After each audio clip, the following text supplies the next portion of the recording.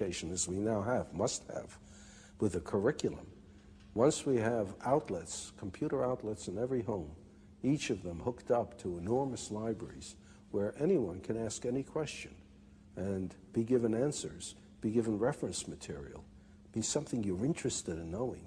From an early age, however silly it might seem to someone else, that's what you're interested in. And you ask, and you can find out, and you can follow it up. And you can do it in your own home, at your own speed, in your own direction, in your own time. Then everyone will enjoy learning.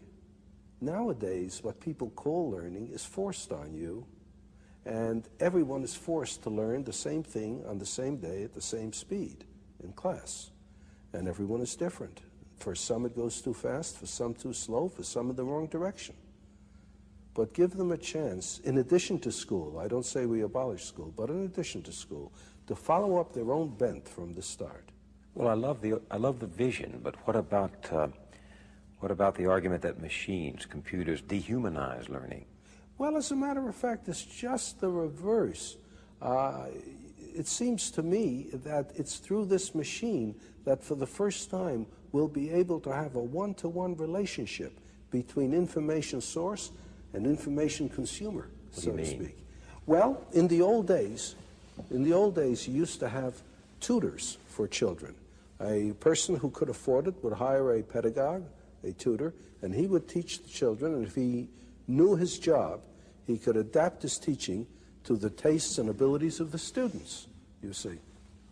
But how many people could afford to hire a pedagogue? Most children went uneducated. Then we reached the point where it's absolutely necessary to educate everybody. But the only way we could do it is to have one teacher for a great many of students, and in order to organize the situation properly, we gave them a curriculum to teach from. So how many teachers are good at this too? Like in everything else, the number of teachers is far greater than the number of good teachers.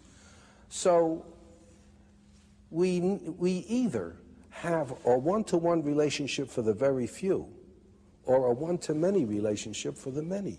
Now there's a possibility of a one-to-one relationship for the many. Everyone can have a teacher in the form of access to the gathered knowledge of the human species. Through the libraries that are connected to the computer. That's right.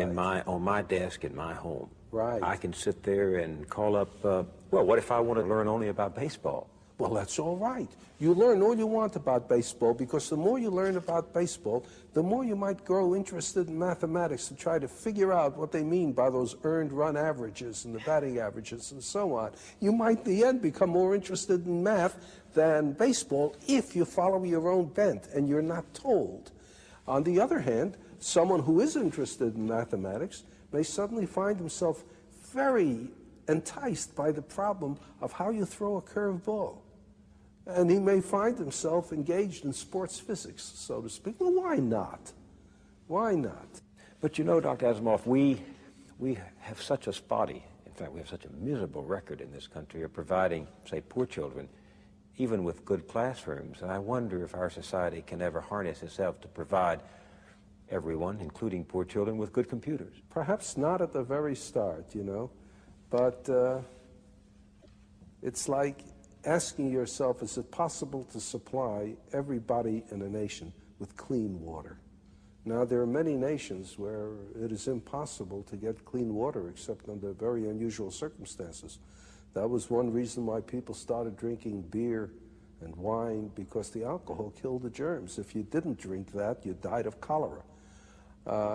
But there are places where you can supply clean water for nearly everyone. Now, the United States probably supplies clean water for a larger percentage of its population than almost any other nation can. It's not that we would expect everybody to have a perfect computer right off, to have equal access to outlets, but you try for it. And with time, I think more and more will. Just as, for goodness sakes, when I was young, very few people had automobiles, very few people had telephones in the home. Almost nobody had an air conditioner. Now, these things are very common indeed, almost universal. it might be the same way. So you're, in a sense, every student has his or her own private school. Yes, and it belongs to him or her. He can be the sole dictator of what he is going to learn, of what he is going to study. Mind you, this is not all he's going to do. He'll still be going to school for some things that he has to know. Common knowledge, common database. Right, and interaction with other students and with teachers. You can't get away from that. But he's got to look forward to the fun in life, which is following his own bent. This revolution you're talking about, personal learning, it's not just for the young, is it? No, that's a good point. No, it's not just for the young. That's another trouble with education as we now have it. It is for the young, and people think of education as something that they can finish. And what's more, when they finish, that's a rite of passage into manhood. Real world. Right. I've finished with school. I'm no more a child. And therefore, anything that reminds you of school, reading books, having ideas, asking questions, that's kid stuff. Now you're an adult, you don't do that sort of thing anymore, you see? And in fact, like prison, the reward of school is getting out. Exactly. Kids begin to say, when you're getting out. And every kid knows that. Every kid knows the only reason he's in school is because he's a kid and little and weak. And as soon as and in fact, if he manages to get out early, if he drops out, why, he's just a premature man. Yeah. So that's exactly right. In the city, I've talked to some of these dropouts, and they think they're there. They think they've become men because they're out of school. That's right. What's wrong with this? Well, what's wrong with it is you have everybody looking forward to no longer learning, and you make them ashamed afterwards of going back to learning. If you have something like this, then anyone, any age, can learn by himself, can continue to be interested. There's no reason then, if you enjoy learning, why you should stop at a given age. People don't stop things they enjoy doing just because they reach a certain age. They don't stop playing tennis just because they turn 40. They don't stop with sex just because they turn 40. They keep it up as long as they can if they enjoy it. And learning will be the same thing. The trouble with learning is most people don't enjoy it because of the circumstances. Make it possible for them to enjoy learning, and they'll keep it up. There's the famous story about Oliver Wendell Holmes, who lived to be well into his 90s. He was in the hospital one time. He had not long to live. He was over 90 already. And President Roosevelt came to see him. And there was Oliver Wendell Holmes reading a Greek grammar. And Roosevelt said, "Why are you reading a Greek grammar, Mr. Holmes?" And Mr. Holmes said, "To improve my mind, Mr. President." I mean, that he hadn't stopped. Are we romanticizing this, or do you really think that Saul Bellows' character Herzog was correct when he said, the people who come to evening classes are only ostensibly after culture? What they're really seeking is clarity, good sense, and truth, even an atom of it. People, he said, are dying. It is no metaphor for the lack of something real at the end of the day. Well, I'd like to think that was so. I'd like to think that people who are given a chance at learning facts, at broadening their knowledge of the universe, wouldn't seek so avidly after mysticism. I wonder how many people go for these mystical, nonsensical things simply because they must go for something, and this is the only thing available. Mysticism. What bothers you about mysticism?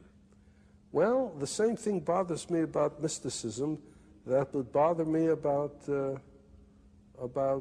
con men. I mean, it doesn't seem to me to be right to sell a person phony stock and take money for it.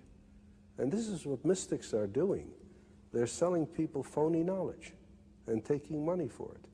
And even if people feel good about it, I can well imagine that a person who really believes in astrology is going to have a feeling of security because he knows that this is a bad day, so he'll stay at home. But nevertheless, a guy who's got phony stock may look at it and it's nice and shiny and scrolls and all in gold lettering and stuff, and as long as he doesn't have to do anything with it, he feels real rich looking at it. But that's no excuse.